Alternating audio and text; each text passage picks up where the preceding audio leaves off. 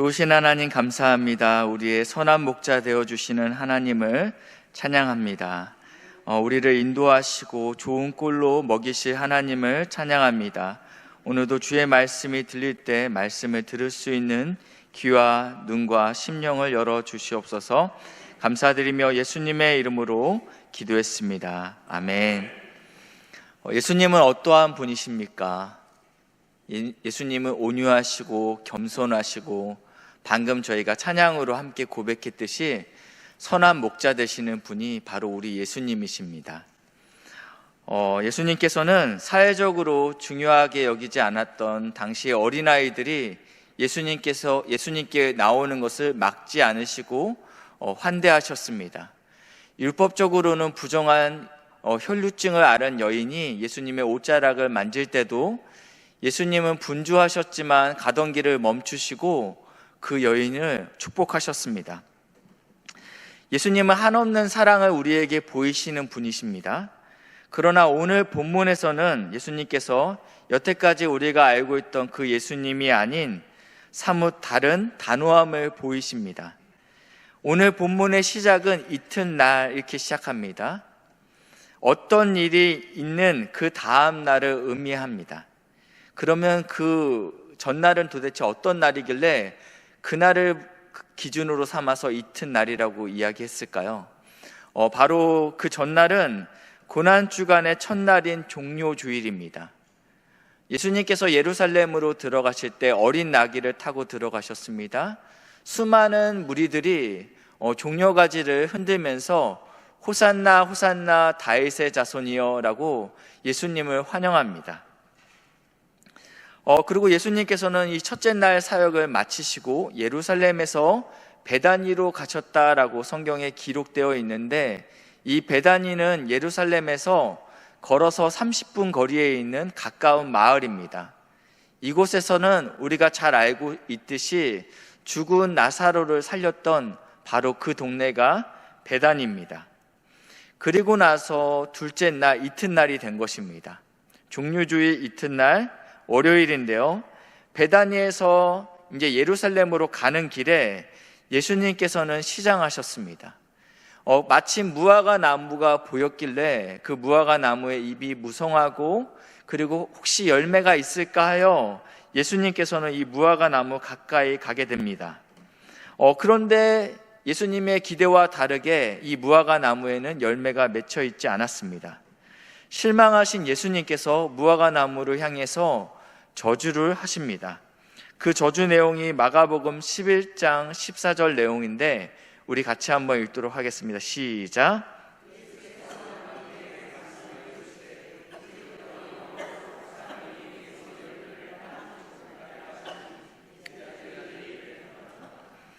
예수님께서 굉장히 시장하셨던 것 같습니다. 그래서 이 시장함을 해결하기 위해서 무화과 나무에 가까이 갔는데 열매가 없자 저주를 하셨는데, 이제부터 영원토록 사람이 내게서 열매를 따먹지 못할 것이다 라고 아주 무서운 저주를 하십니다.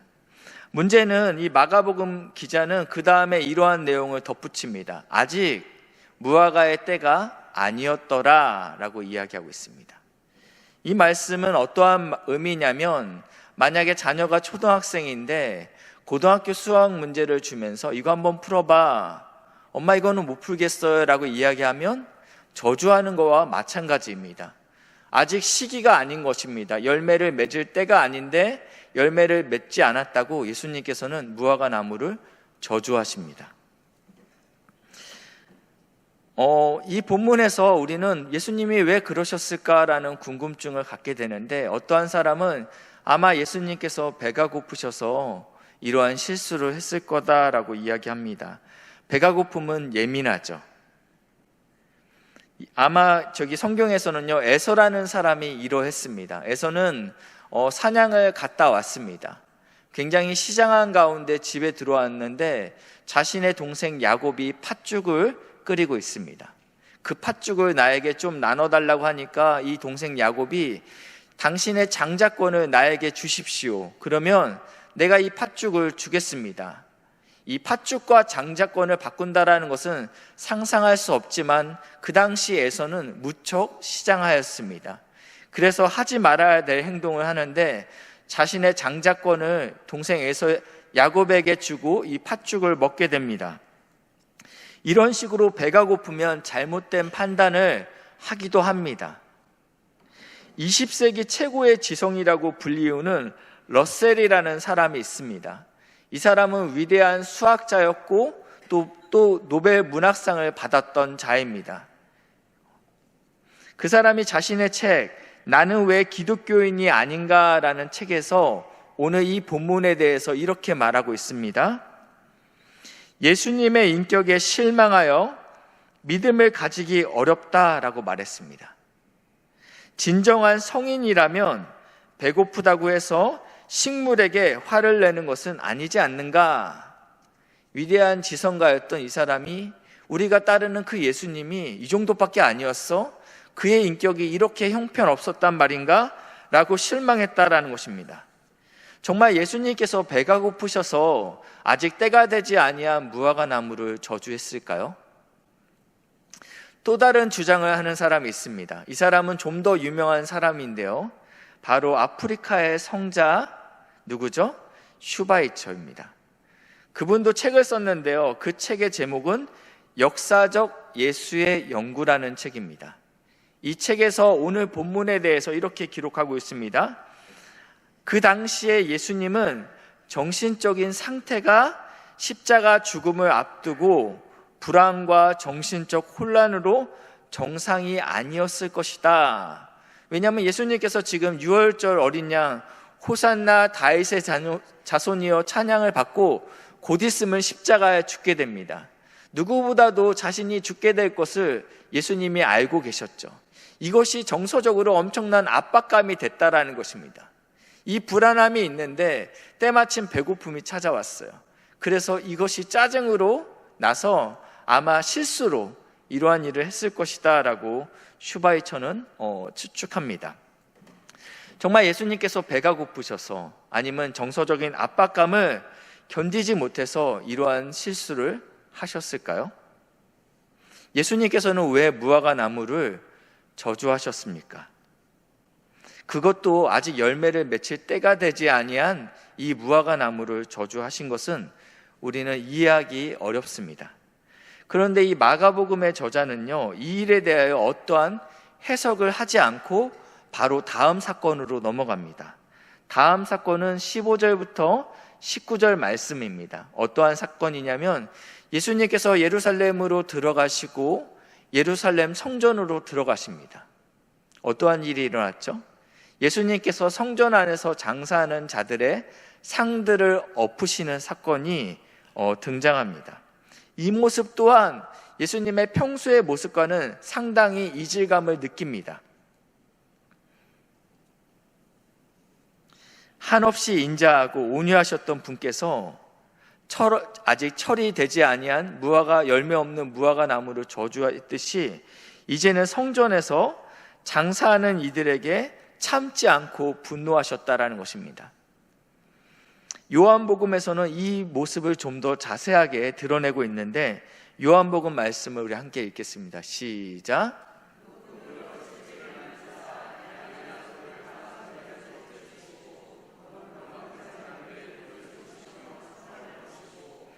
예수님께서는 지금 장사하는 사람을 질서정연하게 내보내고 있지 않습니다. 채찍을 만들어서 후려치고 있습니다. 그러면서 상을 엎습니다. 그리고 돈을 쏟고 있습니다. 진상이죠. 우리나라 요즘 쓰는 표현으로는요. 이 성전에서 이러한 모습들은요, 예수님이 태어나기 전부터 이미 그 전부터 해오던 관습입니다. 그런데 오늘따라 예수님께서 예민하게 행동하십니다. 이러고 이튿날에 사역이 마치고 예수님께서는 다시 베다니로 가시게 됩니다. 셋째 날이 밝았습니다. 예수님께서는 오늘도 베다니에서 예루살렘으로 향해 가십니다. 그리고 그 가는 길에 어제 예수님께서 저주하셨던 무화과 나무를 보게 됩니다. 그때는 잎이 무성했죠. 비록 열매는 없을지라도 잎이 무성했던 그 무화과 나무가 뿌리까지 바짝 말랐습니다. 그 이야기가 마가복음 11장 20절 말씀인데요. 그들이 아침에 지날 때 무화과 나무가 뿌리채 마른 것을 보고, 잎사귀가 조금 시든 정도가 아니고 뿌리채 바짝 말랐다라고 이야기하고 있습니다. 여기까지의 내용을 제가 표로 만들어 왔는데요. 제가 아마 2주 전에 설교했을 때 교차 대구법에 대한 이야기를 했습니다. 햄버거를 예로 들면서요. 이것은 이 히브리 문학에서 종종 드러나는 표현인데 A와 A-가 같은 내용입니다.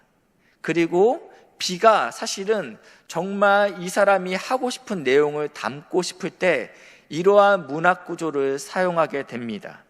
A에는 무화과 나무의 저주 이야기를, 그리고 A-에는 그 저주가 어떻게 성취됐는지에 대해서 다루고 있고, B 안에는 성전 청결 사건이 나와 있다라는 것입니다. 이것을 햄버거로 이야기하고 있는데 빵이 있죠. 맨 아래와 맨 위는 빵이 있고 이 가운데 패티, 고기가 있습니다. 이 패티를 새우로 만들면 새우버거가 되고 불고기로 만들면 불고기 버거가 됩니다. 그러니까 이 버거의 정체성을 결정하는 것은 빵에 있지 아니하고 고기에 있다라는 것입니다. 이 고기가 새우로 만들면 새우버거가 되듯이 이 내용의 전체적인 핵심은 이 성전 청결에 있다라는 것입니다. 예수님은 정말로 온유하고 겸손하셨습니다. 근데 이날따라 하필 예수님께서 아직 때가 되지 아니한 무화과 나무를 저주하시고, 그리고 이전부터 관습적으로 성전에서 물건을 팔던 사람의 성전을 뒤엎게 합니다. 예수님은 사회적 편견으로 왕따였던, 아무도 상대하지 않았던 사마리아 여인에게 가셨던 분이십니다. 그리고 예수님은 내일이면 자신을 배반할 예수님의 제자들의 발을 씻기셨던 분이 예수님입니다. 그런데 오늘 우리가 알 수 없는 이런 어색한 모습이 예수님에게 계속 나오고 있다는 것입니다. 성전에서 무슨 일이 있었길래 예수님께서는 이렇게 노하셨습니까? 마가복음 11장 15절에 성전에서 누구에게 노하셨는지에 대해서 나와 있는데 같이 읽겠습니다. 시작.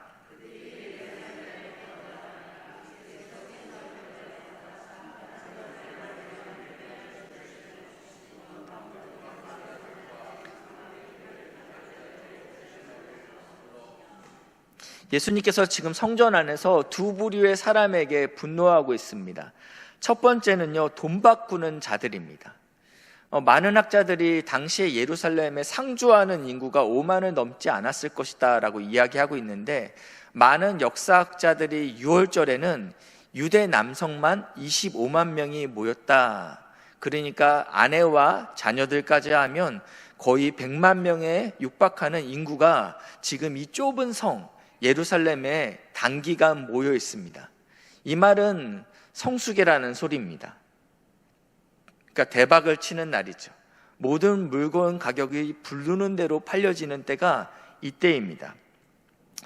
많은 사람들이 성전에서 예배를 드리기 원해서 이곳에 모여드는데, 이들은 디아스포라입니다.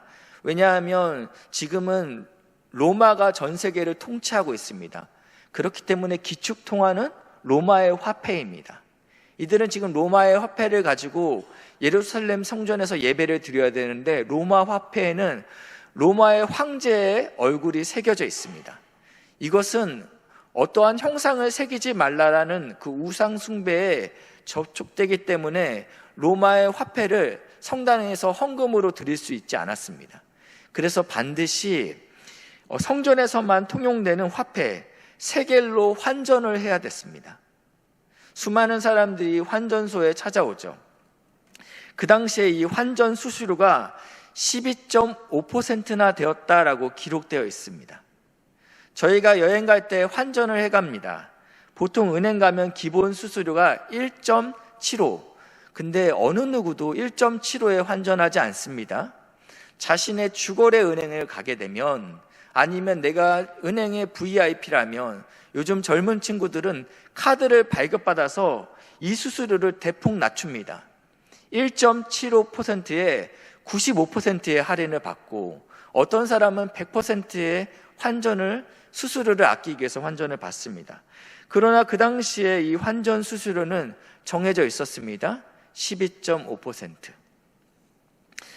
엄청난 환차 수익이 발생되는데 이 모든 수익이 어디로 흘러가게 되냐면 대제사장의 가문으로 흘러가게 됩니다. 이 대제사장은 누가 되냐면 초기에는 하나님께서 레이의 후손 중에 아론의 자손에게만 이 대제사장의 가문이 될 수 있게끔 하셨습니다. 그러나 시간이 흐르고 언제부터는 세습보다는 이것이 정치화됐습니다. 그리고 로마 제국이 다스릴 때는 이 대제사장의 임명권을 로마의 총독에게 주어졌습니다. 그렇기 때문에 대제사장이 되기 위해서는 반드시 로마 총독에게 충성을 다짐해야 됐습니다. 예수님 당시에 어떤 사람들이 대제사장이 됐는지 표로 준비했습니다. 예수님이 어렸을 때는 안나스라는 대제사장이 있었습니다. 그리고 나서 이 사람이 서기 6년부터 15년까지 이 대제사장의 직을 감당합니다. 그리고 나서 60대는 이스마엘입니다. 그는 1년이 안 되는 짧은 기간 대제사장을 감당합니다. 그리고 나서 61대가 엘르아살인데 이 사람이 누구냐면 안나스의 장남입니다. 그리고 나서 시몬, 통치 연도가 나와 있지 않습니다. 그만큼 아주 짧게 다스렸다라는 것인데 무슨 이유인지 모르겠는데 바로 63대 가야바로 넘어갑니다. 이 가야바는 누구냐면요, 안나스의 사위입니다. 그리고 64, 65, 66대까지 요나단, 데오빌로, 마띠아는 누구냐면 안나스의 둘째, 셋째, 넷째입니다. 그러니까 지금 로마 총독에게 굉장히 이 안나스의 가문이 견고하게 자신의 입지를 구축하고 있다는 것입니다. 이 환전을 통한 막대한 부가 이 대제사장 가문에 들어가고 또 이 재산의 일부분이 지금 로마 총독에게 흘러가고 있다는 것입니다. 이렇게 안나스의 가문은 이 자리를 거의 독점했습니다. 그리고 그 특권을 유지하기 위해서 로마 총독에게 충성을 맹세합니다. 두 번째, 예수님께서 분노한 집단이 있는데 짐승을 파는 자들이었습니다. 많은 사람들이 유월절을 기대하면서 짐승을 기릅니다. 내가 하나님께 바칠 짐승, 흠이 없고 깨끗한 것을 고르고 골라서 예루살렘으로 향합니다. 지금처럼 김포 골드라인이 있는 것이 아니고 셔틀버스가 있는 것이 아니고 자신의 집에서 예루살렘까지는 적게는 30km, 많게는 100km 이상을 이 짐승을 품에 안고 아니면 끌고 걸어옵니다. 소중하게 가져오죠. 왜냐하면 1년에 한 번 드리는 하나님께 드리는 귀한 예배이기 때문입니다. 그러나 문제가 남아 있습니다. 제사장이 이 짐승이 흠결이 있는지 없는지 판단하게 됩니다. 그런데 아주 귀하게 모셔온 이 짐승을 보고 제사장은 보지도 않고 이 짐승은 부정하다라고 선포해버리면 굉장히 난감한 상황이 연출되는 것입니다. 다시 그 짐승을 들고 집으로 갈 수는 없지 않습니까? 이런 식으로 억지 트집을 잡아서 이 사람들로 하여금 이 성전 안에서 재물을 살 수 있게끔 유도하고 있었다라는 것입니다. 마치 이런 행동은 미국의 트럼프 대통령과 비슷합니다. 자동차 팔고 싶어? 그럼 미국에서 만들어. 철강, 반도체, 미국에서 만들지 않으면 관세를 엄청 매기겠어 라고 윽박을 지르고 있죠. 근데 마치 너희가 가져오는 어떠한 물건도 나는 정하다고 얘기하지 않을 거야.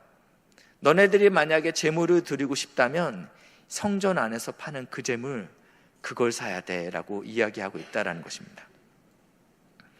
이 성전 안에서 파는 재물은 당연히 비쌉니다. 그리고 여기서 파는 사람은 엄청난 로얄티를 제사장에게 바쳐야 됐습니다. 그리고 이 자리를 독점했습니다. 그 당시의 역사책에 보면요, 예수님께서는 율법에 이렇게 기록하고 있어요. 나에게 오는 자, 예물을 드리기 원하는 자는 소나 양, 그리고 가난한 자는 비둘기를 드려도 좋다. 하나님께서는 돈이 없다고 주의 성전에 나오는 것이 꺼리는 사람들을 위해서 나는 그것이 상관없어, 비둘기도 좋아 라고 말씀하셨다라는 것입니다. 근데 그 당시에 성전에서 파는 비둘기가 너무 비싸서 가난한 자들이 예배를 드릴 수 없는 지경에 이르렀다라고 이스라엘의 역사책에는 기록되어 있다라는 것입니다. 성전 안에서 파는 제물이 터무니없이 비쌌지만 이 제사장의 인증 마크가 찍혀 있는 제물만이 제물로서의 가치를 인정받게 되었습니다. 그래서 예수님께서 이렇게 분노하셨던 것입니다. 마가복음 11장 17절 말씀인데요, 같이 읽겠습니다. 시작.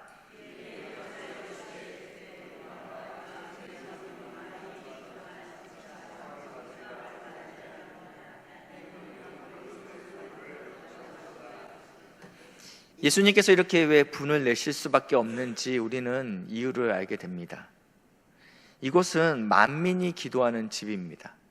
부자나 가난한 자, 있는 자나 없는 자, 그리고 유대인이나 이방인이나 누구나 할 것 없이 아버지의 집에 왔을 때는 눈치를 보지 않고 기도할 수 있게끔 만들어야 되는데 그런 상황이 되지 않았다라는 것입니다.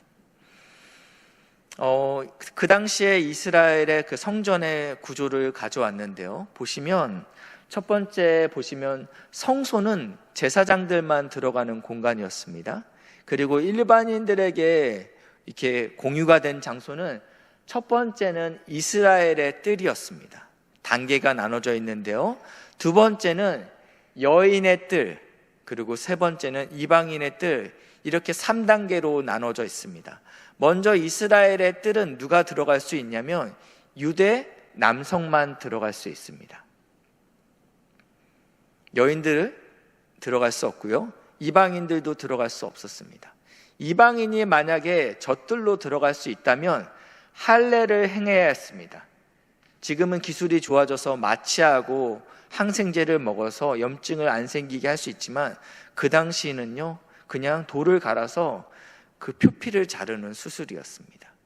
그래서 여럿이 죽게 됩니다. 그러니까 이방인들이 하나님을 섬기지만 저 이스라엘의 뜰에 들어가서 기도하는 일은 목숨을 걸고 하는 것입니다. 할례를 받아야 되니까요. 그래서 이 자리는 이방인들이 들어갈 수는 있지만 할례를 받아야 됐다. 그러니까 굉장히 진입장벽이 높았습니다. 두 번째, 여인의 뜰입니다. 이곳은 유대 여인들을 위한 뜰이었습니다. 이곳에서 유대 여인들이 기도했습니다. 그리고 저 이방인의 뜰이 바로 하나님을 믿지만 유대인이 아니었던 자들이 이곳에서 기도하였습니다. 우리가 잘 알고 있는 하나님을 경외하는 자 고넬료, 또 누가 있죠? 간다게의 여왕의 국고를 맡은 내시 같은 사람. 하나님께서 어떠한 은혜를 주셔서 이방인들 중에서도 여호와 하나님을 믿는 자들이 있었다라는 것입니다. 이들이 지금 이방인의 뜰에서 예배를 하고 있습니다. 그러나 이 이방인의 뜰에는 다른 별명이 있는데요, 어떠한 별명이 있냐면 안나스의 광장이라는 뜻을 갖고 있습니다. 안나스는 누구죠? 대제사장이었죠. 네. 그리고 그의 사돈, 그의 사위, 그의 아들들이 세습하면서 아주 공고하게 자신의 카르텔을 만든 사람이 이 안나스의 가문입니다. 이들이 지금 돈을 받고 이곳에서 환전을 하고 있고 이곳에서 짐승을 팔고 있습니다. 예배를 드리기 위해서 먼 이방인들이 먼 곳에서 예배를 드리기 위해서 이방인의 뜰에 겨우 들어왔는데 그곳에서 들리는 수많은 소음들은 어떠한 소음들이냐면 동전을 바꾸는 소리, 그리고 온갖 짐승의 소리가 들리고 있다는 것입니다. 그 울음소리 사이에서 이리저리 쫓겨다니면서 예배를 드리고 있다라는 것입니다. 이 모습은 어떠한 것을 의미하냐면 잎사귀는 무성하지만 열매가 없는 무화과 나무의 모습과 같다라는 것입니다. 수많은 사람들이 성전으로 발을 내딛고 있습니다. 그러나 그 성전은 마치 열매 없는 잎사귀가 무성한 무화과 나무 같다라고 예수님께서 저주하고 있다라는 것입니다. 이곳은 만민이 기도하는 집이지만 이제는 강도의 소굴이 됐구나.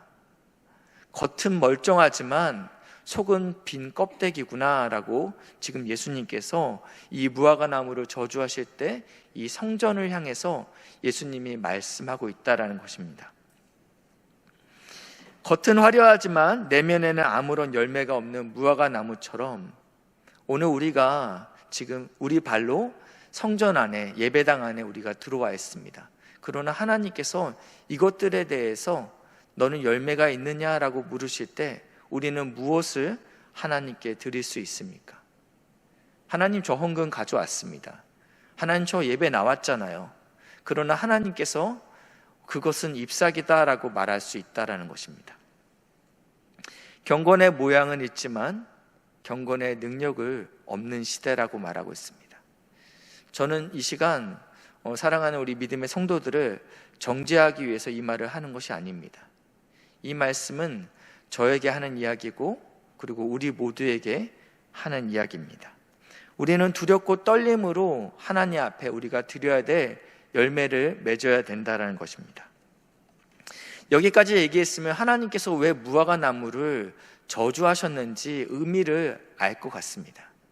하나님께서 열매를 맺지 못하는 예루살렘 성전을 향한 어떠한 샘플로 저주하셨다라는 것까지는 이해가 되지만 그럼에도 불구하고 아직 때가 되지 아니한 무화과 나무를 샘플로 삼은 것은 하나님, 그것은 공정하지 못하다라고 생각할 수 있다라는 것입니다.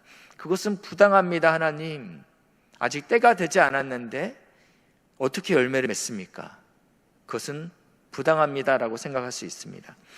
여기에 대해서 그 열린다 성경의 저자가 이스라엘의 그 농경사회에 대한 문화에 관한 책을 썼습니다. 그 책을 보니까 이러한 내용이 나옵니다. 먼저 우리나라는 이 벼농사를 할 때 1년에 한 번 할 수 있습니다. 그런데 여러분 아십니까?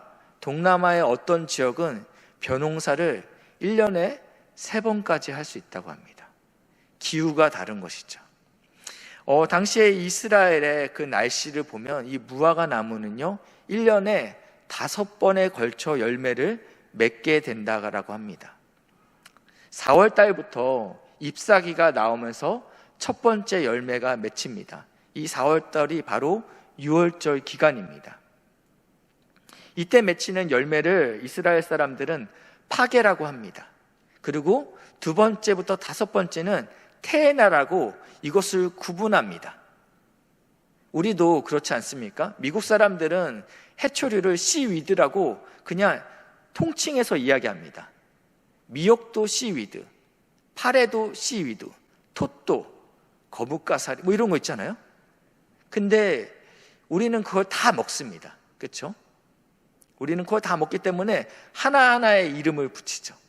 마찬가지로 우리한테는 무화과는 무화과지만 이스라엘 사람들에게는 이 무화과의 상품성에 따라서 등급이 다르게 매겨진다는 것입니다. 근데 이 첫 번째 무화과는 당도가 현저하게 떨어집니다. 그래서 내다 팔 수 있는 무화과가 아닙니다. 그래서 이 무화과를 파게라고 합니다. 마가복음에서 아직 무화과의 때가 아니다라고 말할 때 이 때는 어떠한 때냐면 테에나의 때가 아니다. 그러니까 상품성에 있는 그 무화과 열매를 맺힐 때가 아니다라는 의미입니다. 이 말은 지금 파게는 맺혔어야 된다라는 것입니다. 이 상품성이 없는 당도가 떨어지고 그래서 팔 수 없는 이 무화과 나무는 지금은 열렸어야 되는 때가 바로 이때인 것입니다. 그러니까 주님께서는 아무것도 없는 자에게 아무것도 맡기지 않고 찾으시는 분이 아니시죠. 1달란트를 맡겼으면 그 1달란트를 찾으시는 분이 주님이시지 아무것도 맡기지 않고 내놔라고 얘기하시는 분이 주님이 아니신 것입니다. 주님은 지금 합당한 때에 합당한 것을 찾고 있는 것입니다. 당시 이 파게는요, 내다 팔 수 없기 때문에 빨리 따줘야지 두 번째 열매가 맺힙니다. 만약에 이것이 알아서 떨어질 때까지 놔두면 다섯 번째까지 열매가 맺히지 못한대요. 그러면 이제 수익이 줄어들죠. 그래서 반드시 이거를 열매가 맺히면 따줘야 되는데 이것이 사실은 일손이 많이 듭니다. 그래서 그 당시에 지나가는 누구라도 첫 번째 파괴에 대해서는 마음껏 따먹을 수 있는 그러한 분위기였다라고 이야기합니다. 오히려 따먹어 주는 것이 주인에게는 훨씬 더 도움이 되는 것이기 때문입니다. 지금 예수님께서는 이스라엘의 영적인 상태, 상품성이 있는 테에나를 요구하지 않으셨습니다. 너희들에게 성숙한 열매를 요구하지 않았어요.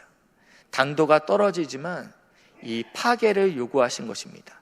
근데 어떠한 무화과 나무는 첫 번째 열매인 파괴가 열리지 아니하면 그의 농사는 둘째, 셋째, 넷째도 없는 것입니다. 첫째가 없으면 둘째, 셋째, 넷째가 없는 것이죠. 그렇기 때문에 예수님께서 이스라엘의 영적 상태는 이 파괴조차도 당도가 미약한 파괴조차도 맺을 수 없는 그러한 영적 상태임을 이러한 식으로 지금 보여주고 있다라는 것입니다. 대제사장은 성전의 그 환전 수수료를 의해서 그리고 재물의 독점을 위해서 수많은 부가 대제사장에게 쏟아지고 있습니다. 그리고 가난한 자는 비둘기도 살 수 없는 지경에 이를 정도로 그 가격은 높게 책정되어 있습니다. 이방인의 뜰에서조차 기도할 수 없는 그러한 악함이 그 당시 이스라엘의 모습이었다라고 지금 경고하고 있다라는 것입니다. 예수님께서는 겉보기에는 멀쩡한, 겉보기에는 지금 우리는 성전에 나와 있고 그리고 예배를 드리는 것 같고 하나님을 사랑하고 있지만 열매가 없는 자들을 향하여 무섭게 경고하고 있습니다. 우리는 그리스도인이라면 응당 열매를 맺혀드려야 됩니다. 진정한 회개와 순종, 그리고 성숙한 인격, 그리고 이웃을 향한 사랑이 그 열매입니다. 예수를 20년, 30년 믿었지만 여전히 입술이 거칠으면 안 됩니다. 나만 생각하면 안 된다라는 것입니다. 나는 예배당에 나와 있기 때문에 나는 하나님께 열매를 맺혔다라는 착각은 심각한 오해입니다. 예수님께서는 마태복음 7장 21절에 이렇게 말씀하고 있습니다. 나더러 주여 주여 하는 자마다 다 천국에 들어갈 것이 아니오. 이 사람은 지금 예수님을 부르고 있습니다. 아마 성전에서 부르고 있겠죠. 예배를 드리고 있습니다. 그러나 나와 상관이 없다라고 이야기하고 있습니다. 왜냐하면 하나님의 뜻대로 살고 있지 않기 때문입니다. 성전에 나와 있다고 해서 다 하나님의 자녀가 아닙니다. 우리는 잎은 무성해 보일 수 있습니다. 그러나 하나님이 정말 기뻐하시는 열매가 우리에게 맺혔는지는 하나님 앞에서 우리가 다시 한번 자신을 돌아봐야 된다라는 것입니다. 우리가 아버지의 뜻대로 살기로 힘쓸 때, 순종하기로 결단할 때 하나님께서는 우리에게 힘 주시고 은혜 주십니다. 바라기는 우리 사랑하는 믿음의 성도님들이 일상의 삶 가운데 하나님이 기뻐하시는 열매를 맺어드릴 수 있는 복된 은혜의 삶이 되시길 주님의 이름으로 축복합니다. 기도하시겠습니다. 좋으신 하나님 감사합니다. 기다리시고 또 우리 안에 열매를 맺을 때까지 끝까지 참으시는 하나님 감사합니다. 이제는 우리가 하나님께 귀한 열매를 맺어드릴 때가 되었는데 하나님 순종함으로 결단함으로 하나님께 붙어있음으로 우리가 하나님이 받으실 만한 복된 열매 맺을 수 있도록 인도하시고 역사에 주시옵소서. 감사드리며 예수님의 이름으로 기도합니다. 아멘.